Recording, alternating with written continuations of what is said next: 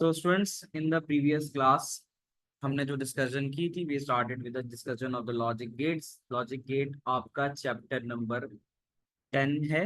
Paper 2 में logic gates आता है। 8 मार्क्स तक का सवाल आता है।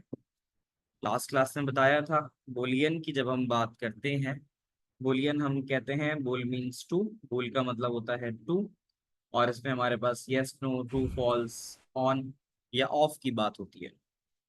हमने स्टार्ट किया था बच्चों लॉजिक गेट के सिंबल से। Here you can see we have 6 logic gates जो हमारे सिलेबस का पार्ट है।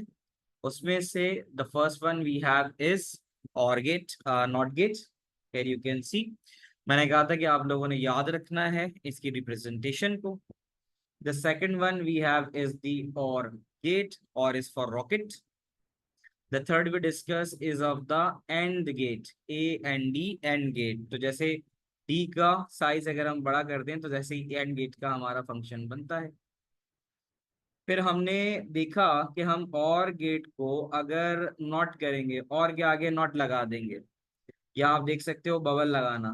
तो ऊपर वाले में अगर आप देखो और नीचे वाले में देखो तो नीचे बबल लगा हुआ है, that is the indication of NOR gate. And gate यहाँ आपको नजर आ रहा है, this is the AND gate. And gate के आगे अगर आपने बबल लगा दिया, that becomes NAND gate. XOR gate में सिर्फ एक चीज आपने करनी होती है, ये जो लाइन आपको नजर आती है, ये एक एक्स्ट्रा लाइन जो होती है इसको आपने ऐड करना होता है, तो ये आपका जोर गेट बनता है। May I know the functionality of the gates. फिर इसमें एक चीज हमने पढ़ी थी, truth table. Truth table, truth table में हमने ये पढ़ा था कि truth table is use to trace the output from logic gate. Logic gate में से निकलने वाले आउटपुट को जो चीज ट्रेस करती है, जो उसका रिकॉर्ड रखती है, उसे हम ट्रुथ टेबल कहते हैं। If we have two inputs, अगर आपके पास ऐसा है कि एक लॉजिक गेट के दो इनपुट हैं, तो you could have a maximum possible combination of 4। Bubble represent not, बिल्कुल ऐसा ही है फर्म। So two inputs के लिए, one is the A, other is B. So the possible combination could be 2 raised to the power 2, which is 4। यहाँ पे 2 raised to the power 2 ये बता रहा है दो इनपुट है। If we have 3 inputs, then we have 8 possible combination. If we have 4 possible combinations, then we have 16 values of zeros and one। तो आप देख सकते हो कि अगर हमारे पास 3 इनपुट है, number 1 A, number 2 B and number 3 C, तो यहाँ पर इसमें 4 इनपुट यहाँ और 4 इनपुट यहाँ। आप देख सकते हो 3 इनपुट हैं, तो 2 की पावर 3 का मतलब है 8 पॉसिबल कॉम्बिनेशन होते हैं। ठीक है, तो 8 पॉसिबल कॉम्बिनेशन के लिए 4 0 4 1, फिर 2 0 2 1, 2 0 2 1, और आखिर में 0 1 0 1 0 1 और 0 1। अगर आपके पास 4 इनपुट का गेट आ जाए इस तरह से, जैसे एंड गेट बना हुआ है और इसमें आप देखो 4 लाइनें आ रही हैं, that is A B C D. So it means you have 4 input gates. आपके पास 4 इनपुट का गेट है और उसके जो पॉसिबल कॉम्बिनेशंस हैं वो 16 है कॉम्बिनेशंस। सो फॉर दैट आप देख सकते हो यहाँ पे टोटल आपके पास 1 से लेकर, अगर हम आगे बढ़ते चले जाएंगे, तो टोटल कॉम्बिनेशन 1 से लेकर ये सारे जो जाते हैं ये जाते हैं 16 तक। इसमें क्या सिनारियो बताया था कि शुरू के 8 0, फिर 8 1, फिर 4 0 4 1, 2 0 4 0 4 1, फिर उसके बाद दो दो करके हम कर लेते हैं। अमूमन ये वाला आपको पेपर में गिवन होता है। ठीक है, अब आते हैं हम टू द मेन फंक्शन। मैं चाहूंगा कि आप लोग इसमें थोड़ा सा बताएं और you can play your part, कि मुझे बताते जाएं कि what is the functionality of not gate. Not gate की फंक्शनैलिटी क्या है बेटा? Raise your hand, then you will give the answer. You need to raise your hand, then you will give the answer. ठीक है जी, we start with Ismail. बताइए Ismail. Sir, not gates inverts the input. Not gate will inverse your input, इसका मतलब है कि अगर not पे आप कहीं पे यहाँ 0 देते हो तो आउटपुट पे 1 आएगा। इसके लिए आप पढ़ भी सकते हो कि कहता है द आउटपुट x इज 1, यानी आउटपुट पे 1 उस वक्त आएगा if the input a is 0, अगर इनपुट पे a 0 होगा रिवर्स हो जाएगा। तो यहाँ सिंपल सिंपल आप देख सकते हो, लास्ट क्लास में मैंने पढ़ाया था कि अगर आप इनपुट पे a आपका इनपुट है और आप 0 दे रहे हो तो आउटपुट x पे 1 आएगा, उल्टा हो जाएगा। और इनपुट अगर 1 है तो आउटपुट x उल्टा हो जाएगा।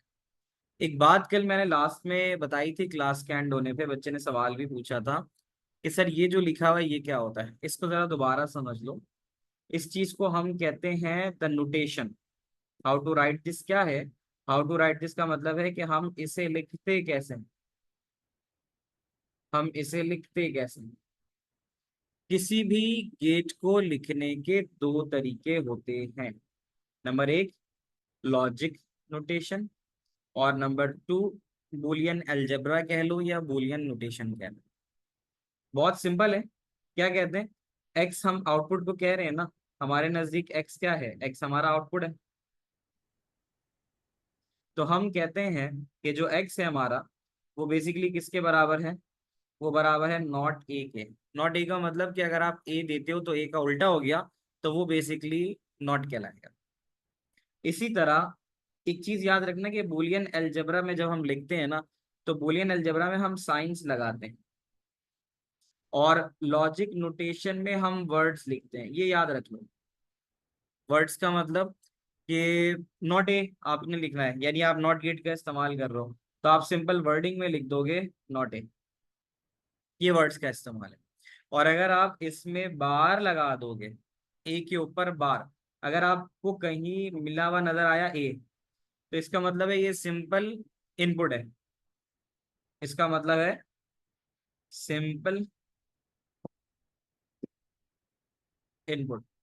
ऑन दी अदर साइड अगर मैं इसको ऐसे लिख दूं एक के ऊपर बार, तो इसका मतलब ये है ए कॉम्प्लीमेंट कह दो, या इसको हम इस तरह से भी पढ़ सकते हैं इनवर्स ऑफ ए, यानी ए उल्टा हो गया। तो नॉट गेट के लिए आपको बार लगाना पड़ता है। अगर आपके पास बार लगा हुआ है so it means it's a not gate. Bar represent it's a not gate. बच्चों समझ में आ रही है बात? Bar represents yes sir. Not gate. अच्छा, नॉट गेट बता चुका था मैं। आगे चलते हैं। अब आ गया and gate. A N D and gate functionalities पे बात हो गई थी। दोबारा से रिकैप देता हूँ ताकि सवाल की तरफ आते हुए आसानी हो। एंड गेट के बारे में फरहान आप बताइए, what do you remember and about and sir gate? And gate पे मुझे याद है कि अगर एक जीरो तो सारे ही जीरो, है ना? और अगर वन चाहिए तो सारों को वन होना पड़ेगा। बिल्कुल सही है। ये बेसिकली मल्टीप्लायर की तरह इस्तेमाल करता है कि वे किसी भी चीज को जीरो से मल्टीप्लाई करो वो जीरो हो जाती है। ठीक है। तो आप देख सकते हो एंड गेट का तो सिंबल ये कि ए एंड डी एंड आप जैसे लिख रहे हो, डी बड़ा हो जाएगा तो एंड गेट है। अब आप देखो क्या लिखा हुआ है, the output X is 1। Output पे 1 उसी वक्त आएगा जब both input A B are 1। या अब आप खुद देखो, आउटपुट पे सिर्फ एक जगह ऐसी है जहां पे ये 1 आ रहा है, और उस वक्त भी दोनों ए और बी क्या है? 1 1 है। इसका मतलब 0 0 आने पे 0, 0 1 आने पे 0, 1 0 आने पे 0। अब हाउ टू राइट दिस में आ जाते हैं। हाउ टू राइट दिस ना एक बार आया पेपर में, पास पेपर में एक बार इसका सवाल देखा है, और वो ये है हाउ टू राइट दिस, जैसे मैंने अभी बताया इन वर्डिंग लिखना है। अगर आपने वर्डिंग्स में लिखना है तो आप लिखोगे ए, फिर बीच में एंड गेट और बी, बस इतना सिंबल लिखना है आप। ए एंड बी, बस इतना लिखना है कि ए एंड और बी, ये हो गई इसकी लॉजिक नोटेशन। अगर आप बूलियन लिख रहे हो तो आपको पता है मल्टीप्लायर डॉट से रिप्रेजेंट होता है। तो बूलियन के अंदर जैसे मैंने ऊपर देखो लिखा हुआ भी था कि बूलियन में साइन लगाते हैं, तो जहां भी एंड गेट होगा वहां हमेशा डॉट का साइन लगेगा। आई एम रिपीटिंग, जहां भी डॉट का साइन होगा वहां पे एंड होगा। ये बात समझ में आती है?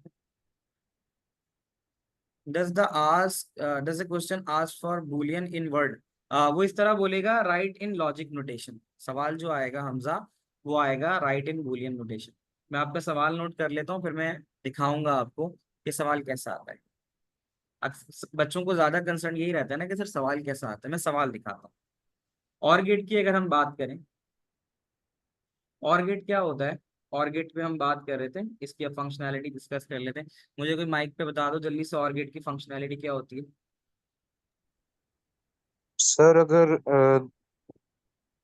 सर और गेट में होता है कि अगर 2 जीरो हों तो जीरो होगा, नहीं तो सारे 1 होंगे। मैं आसान कर देता हूँ, मैं कहता हूँ अगर एक वन तो सब वन। क्या कहते हो? ये भी सही जी सर ठीक है। है ना? If one of the input is one then all one. अगर एक इनपुट भी वन है तो सब वन है। देख लो यहाँ पे कि अच्छा, ये जो चीज है ना, ये जो यहाँ लिखा हुआ नजर आ रहा है, ये अक्सर एक मार्क का पूछ लेता है कि और गेट के बारे में बताओ कि और गेट क्या है। अब जरा इसको गौर से पढ़ो। वो कहता है एक्स इज वन। अच्छा ये बताओ, एक्स किस चीज को रिप्रेजेंट कर रहा है हमेशा यहाँ पे? एक्स हमेशा किस चीज को रिप्रेजेंट? इनपुट।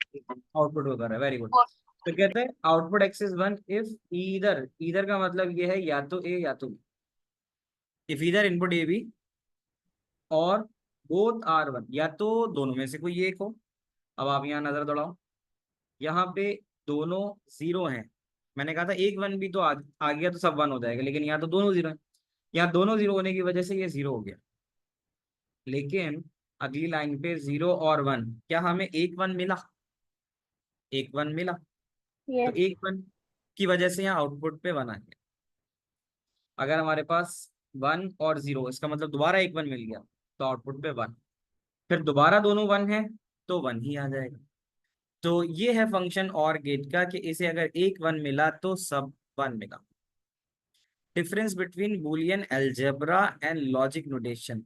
फिर हम इसको रिफ्रेश कर लो, वो होगा बूलियन नोटेशन, ठीक है, और लॉजिक नोटेशन। ये है बूलियन नोटेशन और लॉजिक। लॉजिक वो है जो सिर्फ वर्ड्स में लिखी जाती है। कि अगर आपसे पूछता है कि भाई और गेट कैसे हो रहा है, तो आप यहाँ बता रहे हो कि ऐसे हो रहा है कि एक इनपुट ए है और एक बी है, तो आपने लिखा ए बी और उनके दरमियान क्या हो रहा है, और, तो इसको आपने लिखा, तो ये लॉजिक नोटेशन है। इसी तरह बूलियन नोटेशन में जैसे मैंने बोला सिंबल यूज करते हैं, तो बूलियन में आप सिंबल प्लस का साइन इस्तेमाल करते हो। आदम का सवाल है कि लर्न द बूलियन नोटेशन। हाँ देखो, लर्न करने की जरूरत तो है ही नहीं, तुम्हें तो सीधा पता है कि उसको वर्ड्स में लिखना है ना बेटा, इन वर्ड्स। तो इन वर्ड्स लिखना क्या मुश्किल है? इन वर्ड्स लिखते हुए आपने ख्याल रखना है अपने इनपुट का, और उसके बीच में जो ऑपरेशन परफॉर्म हो रहा है वो लिखना है। ये तो लफ्जों में लिखना है। ए और बी हो रहा है, ए और बी लिख दिया, कोई नई बात तो है नहीं।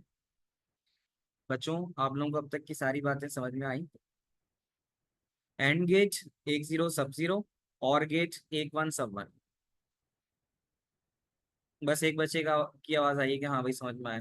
बाकी यहाँ पे 65 स्टूडेंट्स क्या कर Yes, रहे हैं भाई? sir. बताइए, आ रहा है? समझ आ गया सर। Yes, sir. समझ आ समझ आ गया. गया सर। ठीक है। अच्छा अब आप देख लो, हमने नंबर एक पढ़ा था नॉट, नॉट आ गया था, not is the number one. फिर हमने नंबर टू पढ़ा एंड गेट, नंबर थ्री पढ़ेंगे और गेट। पढ़ लिया। अब इसके बाद जो आ रहा है वो आ रहा है, देखो, वो है नैंड। अब आप लोगों को पता है ना कि नैंड जो होता है वो उल्टा होता है एंड का। अगर आप इस लफ्जों में इसको पढ़ो तो लिखा हुआ आ रहा है नॉट एंड, यानी एंड का जो भी रिजल्ट आया है ना, एंड का जो भी रिजल्ट आया उसको उल्टा कर दो। अब आप गौर से देखो, what is the result of and? What is the result of and? And में अगर गौर से देखो तो सिर्फ आखिरी वाले के ऊपर वन आ रहा है, क्योंकि ये दोनों वन थे। सही है। मैं चाहूंगा आप सीक्वेंस याद रखो कि एंड गेट के आखिरी कॉलम में आ रहा है 0001। तो उस हिसाब से जब नॉट ऑफ एंड कह रहा है, उस हिसाब से नॉट ऑफ एंड कह रहा है, नॉट ऑफ एंड का मतलब उल्टा। तो जहाँ sir triple triple zero, one zero. हाँ तो जहाँ 000 1 आ रहा था, 000 1 आ रहा था, उसको उल्टा करके 000 1 को इसने 1110 कह दिया। यानी क्या हुआ, जो भी रिजल्ट आपका एंड का आएगा, मैं यहाँ लिख देता हूँ, result of and gate will be inverse. जो भी रिजल्ट आएगा उसको उल्टा कर देंगे।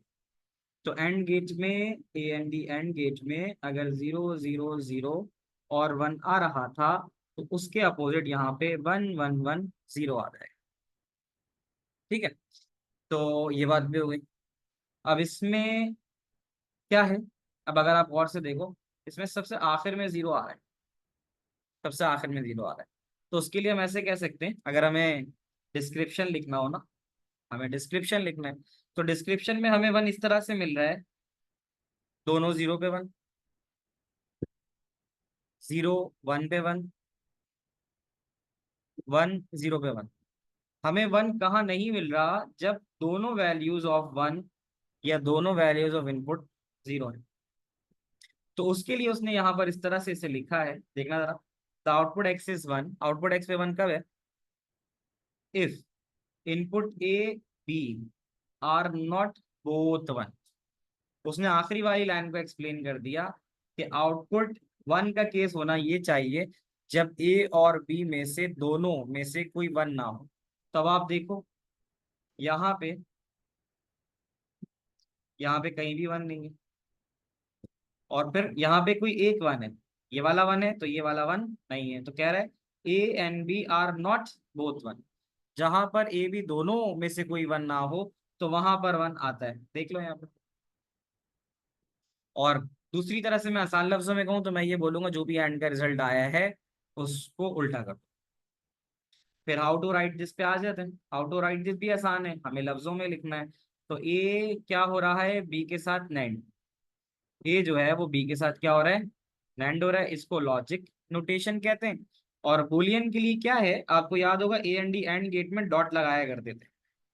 अगर मैं बताऊं कि ये जो मैंने नोटेशन लिखी है ये एंड गेट की नोटेशन है, तो नैंड गेट में उल्टा करने के लिए, हमेशा उल्टा करने के लिए आप बार लगाते हो। तो आप ए डॉट बी लिख के बार लगा, तो बार लगाने से क्या हो जाएगा, बार लगाने से आपकी वैल्यू उसमें चली जाएगी नॉट। तो नैंड गेट के अंदर ए डॉट बी के साथ बार लगा, ये आ गया हमारा नैंड गेट। इसी तरह नंबर 5, नंबर 5 के अंदर भी क्या है, नंबर 5 में भी उल्टा हो रहा है। किसका उल्टा हो रहा है, अब और गेट को देखो। ठीक है, अब और गेट के अंदर अगर आप देखो, तो और गेट में आपको आखिर में क्या मिल रहा है, जरा गौर से देख के बताओ। और गेट, और गेट में सिर्फ और सिर्फ 0 0 पे 0 है, बाकी सब पे 1 है। एक्स नॉर हमारे सिलेबस में नहीं है शरिया, ठीक है। तो और गेट के अंदर सिर्फ 0 0 होता है, क्योंकि उसमें 0 0 पे तो कुछ है ही नहीं, मिल ही नहीं रहा हमें। तो जहां 0 1 1 1 का पैटर्न है, याद रखो ये पैटर्न, 0 1 1 1, अब ये उल्टा होके 1 0 0 हो जाएगा। यहाँ देख लो, वहां पे जो पैटर्न था वो था 0 1 1 1, और यहाँ अगर आप देखो, यहाँ पे पैटर्न उल्टा हो गया। तो यहाँ पर क्या हो रहा है, यहाँ पे ऐसा हो रहा है कि 0 0 पे 1 मिल रहा है, 0 1 पे भी 0 मिल रहा है, 1 0 पे भी 0 मिल रहा है, और 1 1 पे 0 मिल रहा है। आप लोग कंफ्यूज नहीं होना, मैं आपको बस एक सिंपल आसान तरीका ये बताता हूँ कि जो भी और का रिजल्ट है उसे उल्टा कर दो। तो उसकी लॉजिक नोटेशन आप देख सकते हो, ए नॉर बी। और बुलियन नोटेशन के लिए आपने क्या किया, ए प्लस बी पे बार लगा दिया। आप नॉर्मल और गेट को ए प्लस बी से लिखते थे, जब नॉट लगता है तो फिर बार लग जाता है। तो आप देख सकते हो ऊपर बुलियन अलजेब्रा में हमने ए प्लस बी के ऊपर बार लिख दिया। क्या ये बात समझ में आती है? यस इस बात, सर। ठीक है। तो सर याद बार रख, का क्या मतलब है? बार हमेशा नॉट के लिए इस्तेमाल होता है। जब भी बार लगेगा, इसका मतलब है हम नॉट कर रहे हैं, उल्टा कर रहे हैं। जो भी वैल्यू आ रही है, अगर 1 है तो 0 कर रहे हैं, 0 है तो 1 कर रहे हैं। ओ, ठीक है। अब आप अगर गौर से देखो टू द लेफ्ट साइड, इस वाले हिस्से को देखो, द आउटपुट एक्स इज 1। अब हमें यहाँ पे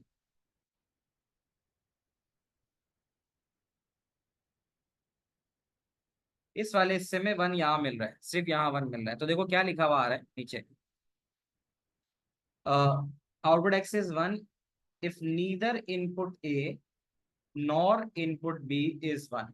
तो इस केस में आप देखो कि वो ये कह रहा है कि जब ए और बी दोनों ही 0, दोनों ही 1 ना हो, तो हमारे पास आउटपुट पे 1 आ रहा है। यही बात कह रहा है।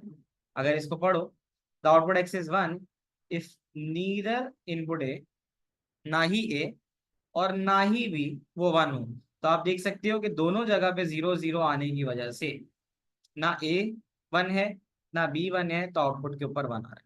तो उसमें 1 उसी वक्त आएगा जब आपके पास ए बी 0 हो। अच्छा जी, do we need to learn the Boolean notation? हाँ, लिखनी तो है, मतलब वो आपको पेपर में लिखने आएगी। Why do we use addition here? क्योंकि और गेट जो होता है बेटा प्लस का सिंबल होता है ना, बताया तो था। और गेट में अगर पीछे जाओ, ये देखो, ये और गेट है, और गेट में जो सिंबल इस्तेमाल होता है वो प्लस का होता है। ठीक है। So right now we are talking about gate with 2 input. What if they had more than 2 input? कुछ भी नहीं होगा, हमारा ट्रुथ टेबल बढ़ जाएगा।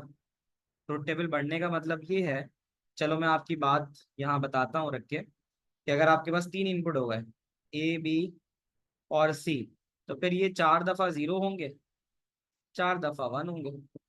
ठीक है, ये मैं करके दिखा देता हूँ अभी आपको। पहले लॉजिक गेट्स के सारे फंक्शंस देख लेते, फिर मैं 3 इनपुट पे आ जाता हूँ। चले जी बच्चों, आखिरी गेट है नंबर 6, दैट इज द जोर गेट।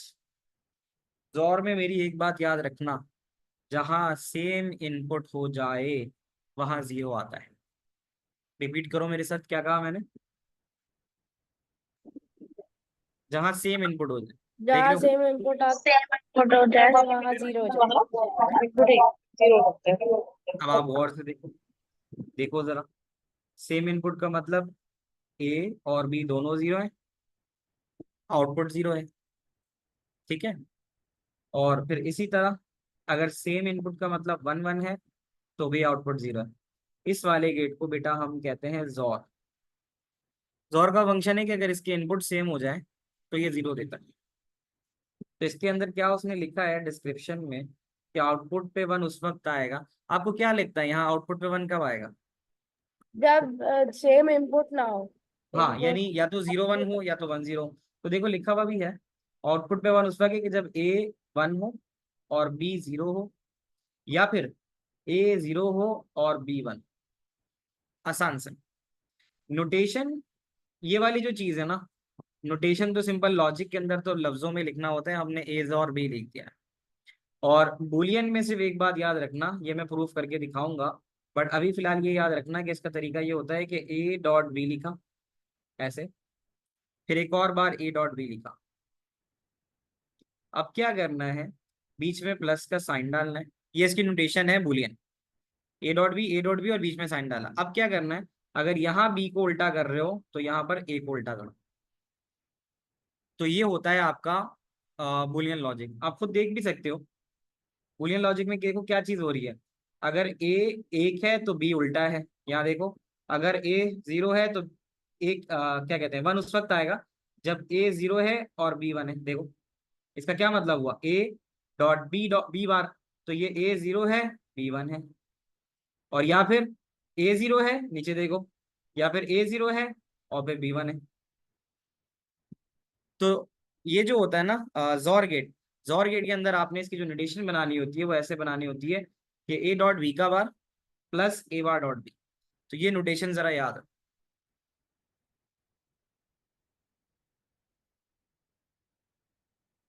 असल सवाल की तरफ आते हैं, अभी तो बेसिक बनी है, अब हम आते हैं हमें सवाल कैसा दिया जाएगा। एग्जाम्पल के तौर पे हमें ये एक सवाल दिया गया, ठीक है? तो मैं आपको डायरेक्ट ना सवाल दिखाता हूँ, सवाल से ज्यादा अच्छा आपको बेहतर समझ में आ जाएगा rather than going this. Give me a moment, मैं पास पेपर से डायरेक्ट आपको सवाल कराता हूँ। सही है। अब इसमें आप देख सकते हो कि कुछ सवाल इस तरह से होंगे कि मैं जो भी पास पेपर दूंगा आप खोलने के बाद कंट्रोल F करोगे, F से फाइंड करेगा। आप लॉजिक लिखोगे ना, तो इसमें हर साल में जो भी लॉजिक गेट का सवाल आया होगा वो ये आपके सामने ले आएगा। ठीक है, तो अब इस सवाल को अगर आप गौर से देखो तो पहले रेफरेंस, पहले मैं कुछ और क्वेश्चंस भी दिखा दूं, मुझे नजर आ रहे थे। अभी एक क्वेश्चन और नजर आया था तो मैं दिखाता हूँ, क्योंकि वो अभी जो हमने पढ़ा है उसी से रिलेट कर रहा था। एक मिनट रुक जाओ, गेट बैक दैट पेपर। तो एक तो आपको नजर आ रहा है कि सवाल कैसे आ सकते हैं। यहाँ एक सर्किट बना हुआ है,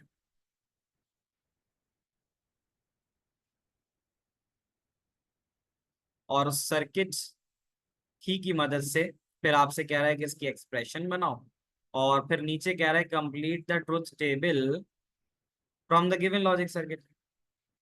तो स्टार्ट ऑफ द डॉक्यूमेंट से देख लेते हैं। ये अक्टूबर नवंबर 2023 का पेपर है, जो अक्टूबर नवंबर लास्ट 23 में आया था। तो अब ये जैसे एक सवाल आ रहा है, ये फिलहाल मैंने अभी कराया नहीं है, मैं इसकी तरफ नहीं आता। मैं पहले सर्किट से ट्रुथ टेबल निकालना सिखाता हूँ। पहले हम देख लेते हैं कोई सवाल ऐसा हो जो सर्किट वाला हो। Let me search another question.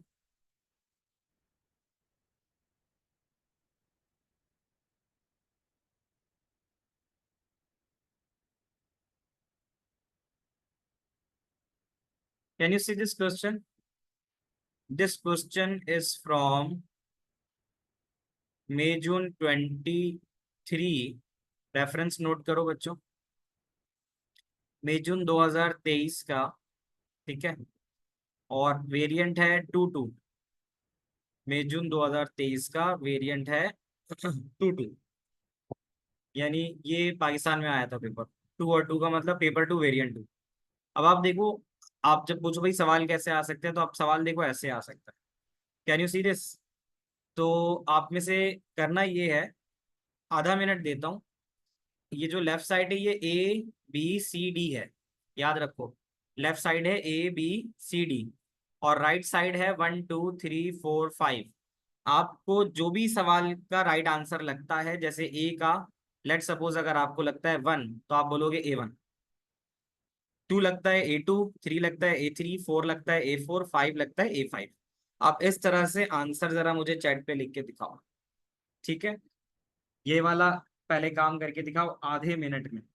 जो आपके सामने आ रहा है ये वाला काम करके दिखाओ, तो मैं देखूं कि आप लोगों को कितनी चीजें याद है। ये बड़ा कितना आसान सा सवाल है कि आपको लॉजिक गेट्स दिए हुए हैं, और लॉजिक गेट्स के आगे सिर्फ उनको सिंबल्स के साथ रिकग्नाइज करने के लिए कहा गया। तो जल्दी से करके दिखा दो बेटा।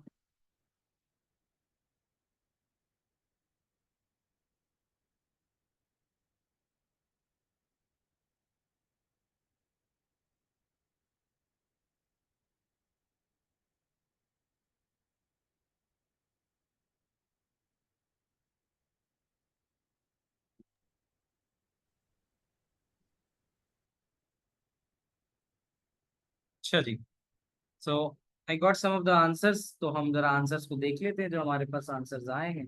Will see this.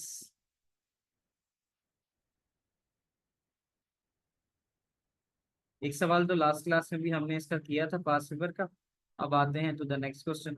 अब आपको जो यहाँ नजर आ रहा है उस हिसाब से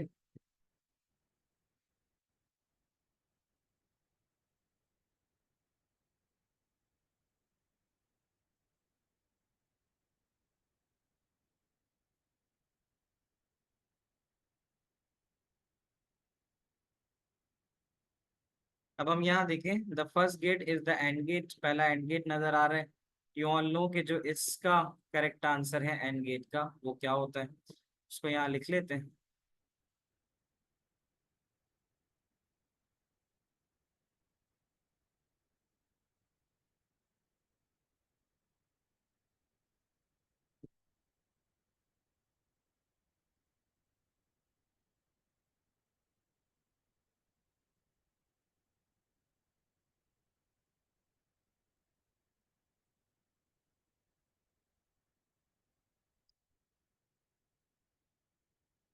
एंड गेट की अगर हम बात करें, this is the and gate, आपको यहाँ नजर आ रहा होगा, एंड गेट बना दिया।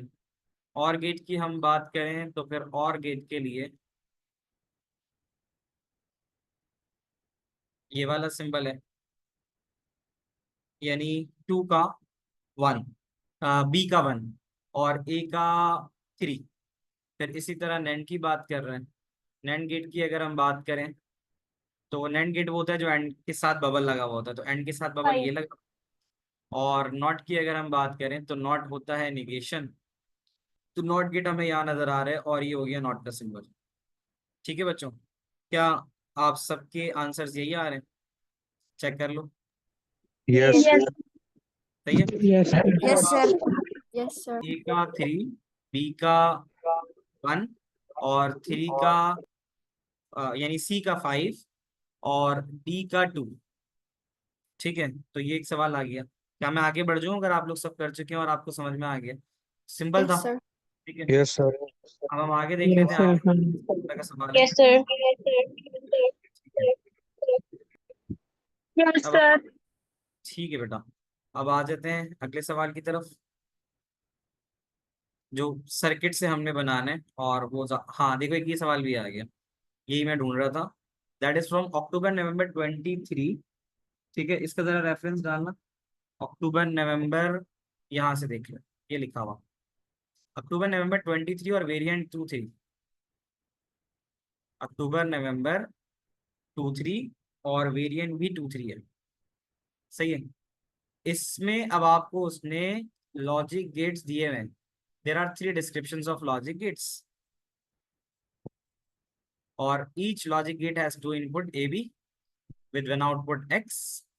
Identify each logic gate. अब ये बताओ कि लॉजिक गेट है कौन सा। इसको पढ़ के देखो, अब जो हमने पीछे पढ़ा है ना, अब यहाँ इसका काम आएगा कि the only time the output is 1 when both input are 1। अच्छा, अभी अजान हो रही है, 1 मिनट का ब्रेक लूंगा मैं, ठीक है, और उसके बाद फिर हम ये वाला क्वेश्चन आगे सॉल्व करते हैं। जितनी इन्फॉर्मेशन मैंने दी है आपको उस हिसाब से you are able to do that question. तो क्या आप सब जो हैं वो इसके बारे में लिख चुके हैं? कितने लोगों को ये समझ में आ गया है? मुझे माइक पे बता दो कितने लोगों को ये सवाल समझ में आ रहा है। Understood. सर मैं ये आ गया आंसर सर। इसका भी आ जो गया। है Understood, sir.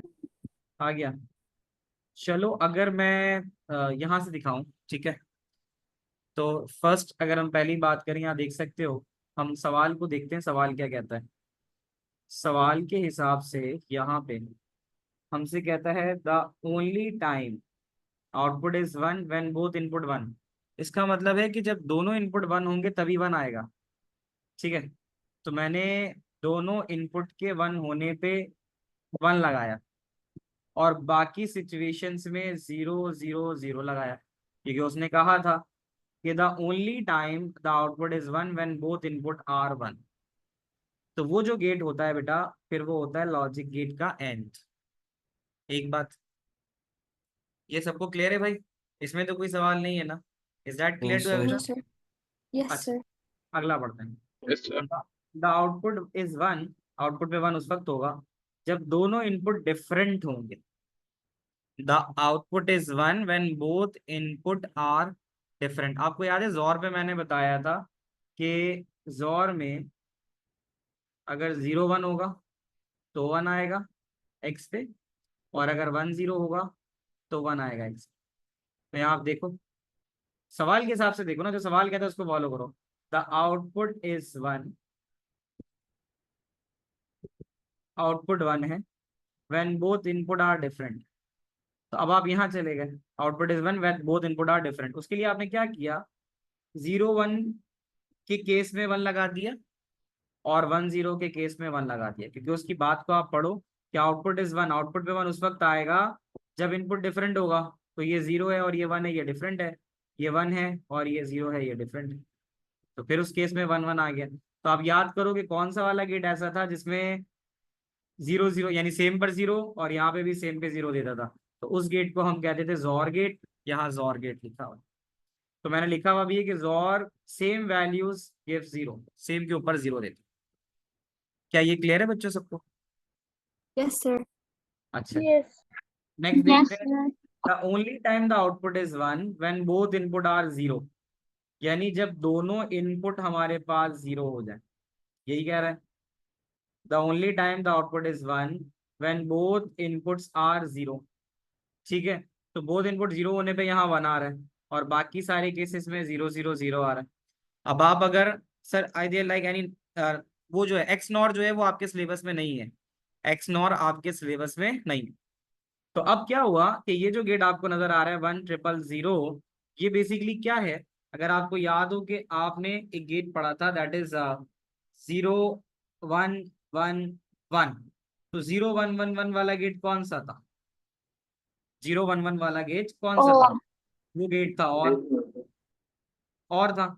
अब जब आप 0 1 1 के बजाय यहाँ पे 1 0 0 0 लिख रहे हो, तो इसका मतलब है ये उल्टा हो रहा है। तो उल्टा होने की वजह से ये जो गेट रिप्रेजेंट कर रहा है, ये रिप्रेजेंट कर रहा है नॉर गेट।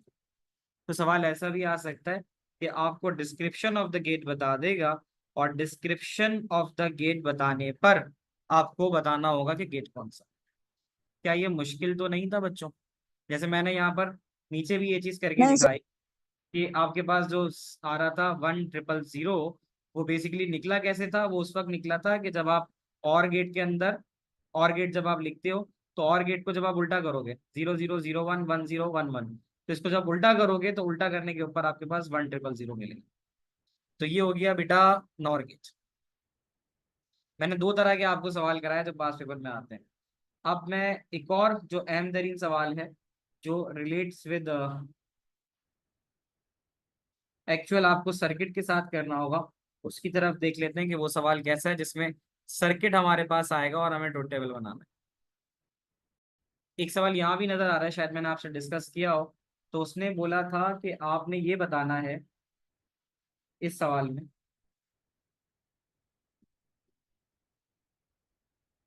कि in this question you will be given a statement followed by 4 possible answer, select which of the 4 answer you think is correct, tick the box next to your answer. What is the symbol for not gate? तो symbol for not gate आप सबको पता है कि symbol for not gate ये वाला, तो ये इसका सिंपल आंसर आ गया। आगे सर्किट वाला सवाल देखते हैं।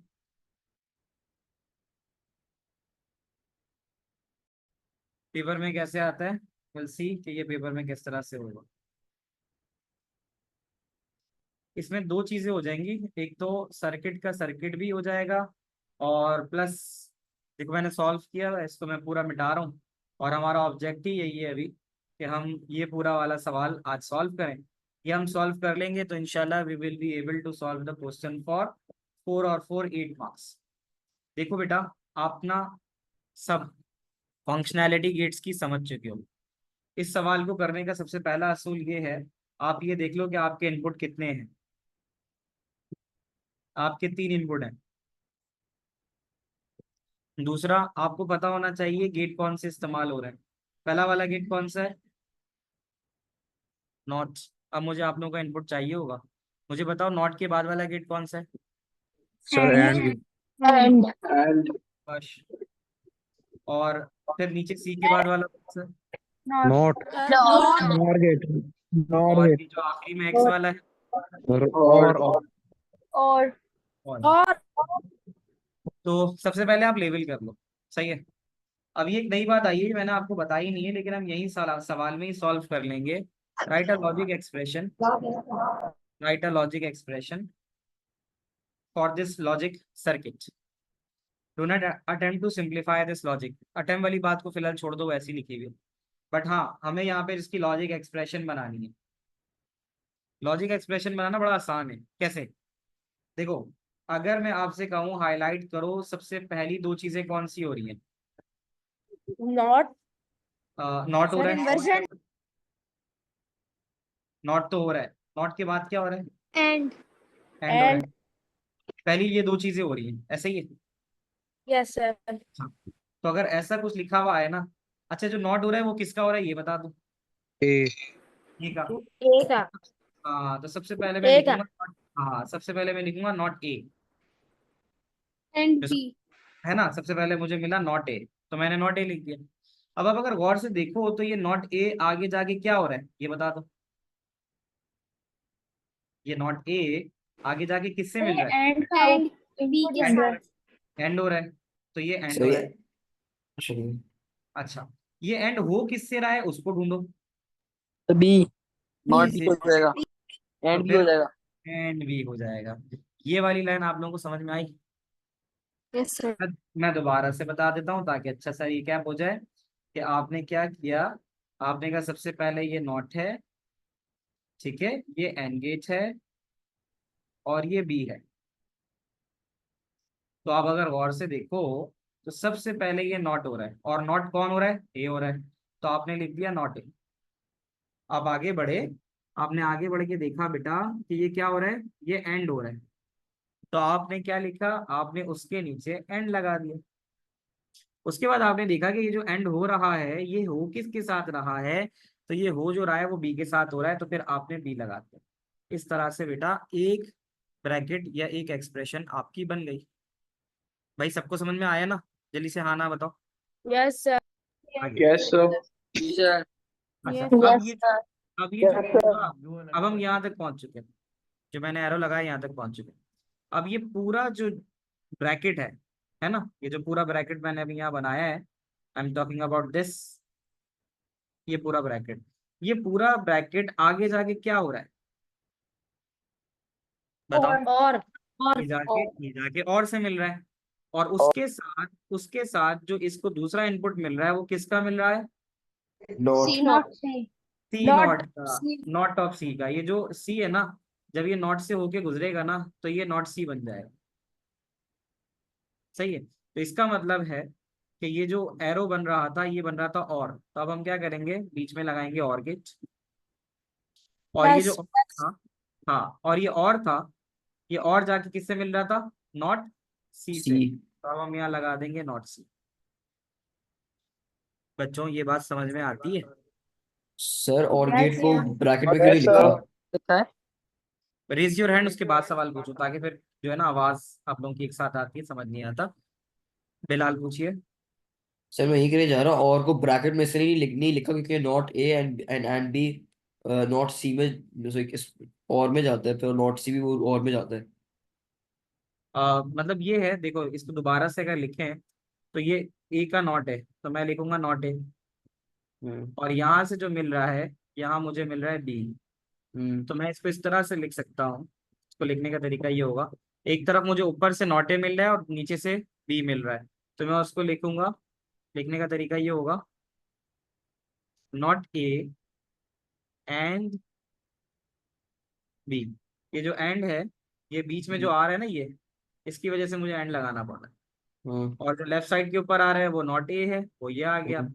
और ये हो रहा है एंड विद बी, तो ये आ गया, ये एक ब्रैकेट हो जहाँ गया। पर ये एरो लगाया हुआ है वहां पर नॉट ए एंड बी शुरू हो जाते हैं ना। हाँ, मतलब नॉट ए एंड बी का आंसर आ रहा है। Do we write the answer from top to bottom? अच्छा, ब्रैकेट तो आगे पीछे कर सकते हो आप, नॉट सी और नॉट ए एंड बी लिख दो तब भी सही होगा। अच्छा, नीचे से जो हमें ऑब्टेन हो रहा है इस वाली जगह से, वो कौन हो रहा है? Not C. Not C. अब ये नॉट सी कहाँ तक आएगा? यहाँ तक आ जाएगा, हम्म। तो नीचे वाली जगह पर नॉट सी मिल रहा है, ये रहा नॉट सी, और ऊपर वाली हम्म। जगह के ऊपर कौन मिल रहा है? नॉट ए एंड बी, और उन तो इसलिए दोनों के, और को ब्रैकेट्स में नहीं लिखा। हाँ, और उनके बीच में हो क्या रहा है? उनके बीच में हो रहा है और, तो इसलिए मेरा आंसर आ रहा है not A and B or not C. Why didn't we write not A and B, not C और? दानिया, इसका तरीका ये नहीं है ना, तरीका ये होता है कि आप सीक्वेंस फॉलो करते हो। सीक्वेंस फॉलो कैसे हो रहा है? सीक्वेंस फॉलो ऐसे हो रहा है कि आपने सवाल देखा, आपके पास सर्किट था, ठीक है, सवाल सर्किट में देखते ही साथ आपने देखा कि सबसे पहले जो चीज हो रही है वो हो रही है नॉट ए, ये तो मानते हो ना, यहाँ से नॉट ए हो रही है, और इसी तरह ये बी जा रहा है तो यहाँ पे बी मिलेगा, तो नॉट ए और बी के दरमियान कौन हो रहा है? एंड हो रहा है, तो आप ऐसे लिखोगे नॉट ए एंड बी। तो आप यहाँ तक, जहाँ तक मैंने डॉट लगाया यहाँ तक आपने पूरा कर लिया, यानी ये समझ लो कि अब जो ये वाला जो मैंने सारा मार्क किया है ये नॉट ए एंड बी जा रहा है, ये वाली लाइन यही है। अब आ गई बात समझ में। तो ऊपर तो ये मिल गया आपको, और अगर नीचे से आप लेके आ रहे हो तो नीचे से आपको नॉट सी मिलेगा। तो नॉट सी ये पूरा यहाँ से आता हुआ यहाँ तक चला गया, तो नीचे तो नॉट सी मिल रहा है, नीचे नॉट सी मिल रहा है। अब ऊपर वाले में और नीचे वाले में, उन दोनों के दरमियान क्या हो रहा है, और। तो आपका जो आंसर होगा वो क्या होगा, not A and B or not C. अब माइक पे बताओ, आया समझ में? Yes, sir. Yes, sir. मुनशिरा, मुस्किरा, सर आपके ऐसे एक और क्वेश्चन करवा सकते हैं? क्या करा सकता हूँ? आप एक और क्वेश्चन करवा सकते हैं ऐसा? मुझे जरूरत अपनी समझ नहीं आया। बिल्कुल होगा, प्रैक्टिस होगी तो होगा ना। अब एक और क्वेश्चन अगर आप कह रहे हो तो मैं इसको, we need to search the question first. तो एक तो ये चीज आ रही है। कौन कह रहा है भाई? आवाज सर नहीं रयान, हाँ बोलो। सर मैं कह रहा था, आपने और को ब्रैकेट से बाहर और नॉट सी को ब्रैकेट के अंदर क्यों लिखा था? वो इसलिए लिख दिया ना कि मिलाने के लिए। मतलब मैं और देखो, जब हम दो इक्वेशंस को मिलाते हैं ना, this is my first equation, ऐसे ही जो ऊपर से मिली, और this is my second equation जो नीचे से मिली। तो सर जैसे वो नॉट ए एंड बी और and sorry not A and B are mixing together, that's why और ब्रैकेट में नहीं लिखा। हाँ, क्योंकि और तो ऊपर वाली टर्म को और नीचे वाली टर्म को मिला रहा है ना। अच्छा जाहिर है नॉट सी का जो आंसर है, अगर आप गौर से देखो, तो नॉट अच्छा सी आप यहाँ ला के दे रहा है ना, नॉट सी ये भी देखो ना आप। जी। नॉट सी मिल कहाँ रहा है आपको, नॉट सी आपको यहाँ मिल रहा है, ये रहा, ये अच्छा नॉट सी आ गया। इसी तरह यहाँ पे जो आ रहा है वो ये आ रहा है, not A and B. Is that clear to this to everyone? Ryan, yes उनशरा, कोई सर सवाल है तो हमने बताओ। बोलियन सवाल। हमने बोलियन अलजेब्रा क्यों यूज नहीं किया है? यहाँ इसको कहते हैं लॉजिक नोटेशन, इसको लॉजिक कहते हैं। आप जो पूछ रही हो ना, बूलियन नोटेशन में सिंबल इस्तेमाल होता है ना, तो अगर आप वो सर चीज, तो ये क्यों ये नहीं हमारी लिखा? चॉइस होगी या फिर मेंशन होगा कि हम कौन नहीं, सा वे लॉजिक इधर एक्सप्रेशन, लिखें? अगर लॉजिक एक्सप्रेशन मेंशन है तो हम लॉजिक नोटेशन में लिखेंगे। अब बूलियन वाली बात तो ये आ गई कि अगर आप जो बूलियन कह रही हो ना बेटा, उसका तो मतलब हुआ कि हम उसको ऐसे लिखेंगे, ए बार, नॉट ए की जगह ए बार आता है, एंड की जगह डॉट आता है, बी अपनी जगह आया, सही है। और की जगह हम प्लस लगाते हैं, और नॉट सी की जगह सी बार। तो ये जो नीचे वाली नोटेशन है, अगर इस तरह से लिखेंगे तो इसका मतलब है हम इसको लिख रहे हैं बूलियन नोटेशन। Okay sir.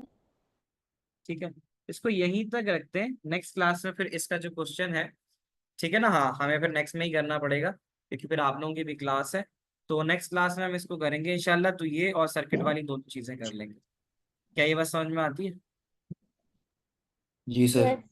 ठीक जी है, सर। अनाउंस करूँ, मैं क्लास अनाउंस करूंगा इधर मंडे और सैटरडे ना। तो एक क्लास और ऐसी रखूंगा ताकि हम लॉजिक गेट्स का और प्रैक्टिस क्वेश्चन भी कर सकें। That I will announce Friday या थर्सडे में जब भी हो। ठीक है जी, ओके अल्लाह हाफिज। ओके अल्लाह हाफिज। अल्लाह हाफिज सर। अल्लाह हाफिज। Yes.